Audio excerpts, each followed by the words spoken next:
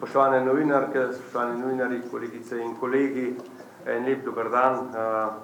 Se pravi, globalni pogled kaže, da nas od pandemije naprej pretresa kriza za krizo. Torej vojna, energetski šoki, carinske napetosti, inflacija in v zaostrenih geopolitičnih razmerah mora najprej Evropska unija ostati enotna, kajti neenotnost pomeni korak nazaj za vse države članice in za vsakega posameznika v Evropski uniji. Tako glede varnosti kot zunanje trgovinske politike. V Sloveniji se res premalo zavedamo resnosti razmer. Vladajoči, torej koalicija, se vse preveč ukvarjajo sami s sabo, gospodarstvo pa se skupaj z zaposlenimi duši pod novimi obremenitvami in naj spomnim, da samo pod to vlado je bilo sprejeto 18 zakonov, ki zmanjšujejo plače zaposlenim, ki zaostrujejo pogoje podjetjem in pa zmanjšujejo konkurenčnost slovenskih podjetij v tujini.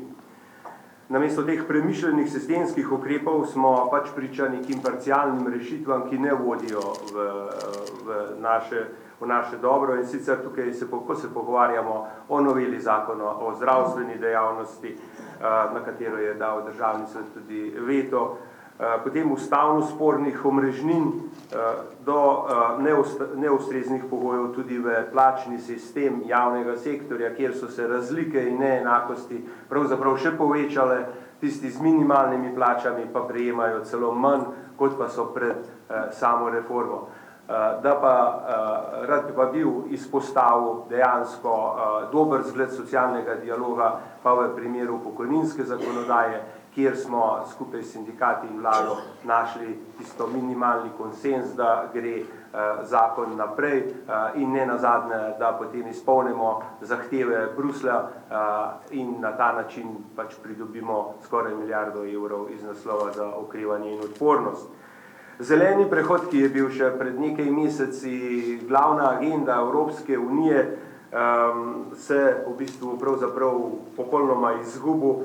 V spredje prihaja nova agenda, to je agenda Bela knjiga Evropski obrambi, Readiness 2030, in napoveduje 800 milijard vlaganj v to obrambno, varnostno, oborožitveno tehnologijo.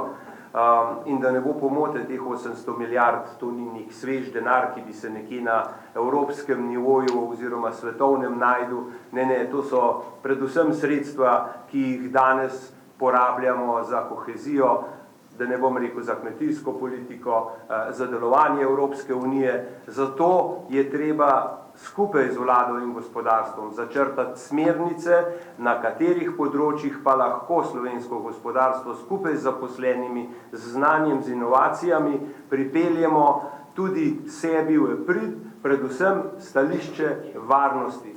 In vlada ter gospodarstvo bi morala skupaj napraviti neko agendo, da vemo, kam gremo. Torej za prihodnost Slovenije ostajajo 3 ključni stebri te varnosti, to so prehranska varnost, energetska varnost in pa teritorialna varnost. Nujna je decentralizacija države, da na ta način, predvsem s prostorskimi plani, zagotovimo porabo potem evropskih sredstev, ki bodo v naslednjih parih letih do leta vsej 31 še kot, se pravi, bomo še kot država prejemnica teh sredstev. Zdaj pa, da zaključim in povzamem bistvo, to so ukrepi, vlade so parcialni in države, kot vidimo, se zapirajo same vase. Protekcionizem, ki nam grozi iz tako, zdaj še rečemo, neevropskih držav, se kaj hitro lahko obrnejo, tako kot v času covida, v protekcionizem tudi znotraj Evropske unije. Zagotovo usmerjanje v obrambo, v skupno obrambo Evropske unije je stališča gospodarstva izziv, ki ga, kot še enkrat oziroma ponovno rečeno, treba uskladiti z vlado in pa z potrebami, predvsem Slovenije in pa prebivalcev, državljanov Slovenije. Hvala lepa.